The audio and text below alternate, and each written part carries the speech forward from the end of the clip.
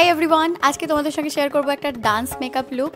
আজকে আমার রয়েছে শ্যুট, তো শ্যুটে যাওয়ার আগে আমি ঝটপট কীভাবে রেডি হই আর আউটডোর শ্যুটের জন্য কী টাইপের মেকআপ করা উচিত, কতটা মেকআপ ইউজ করা উচিত, সমস্তটা যেভাবে আমি করি তোমাদের সঙ্গে শেয়ার করব।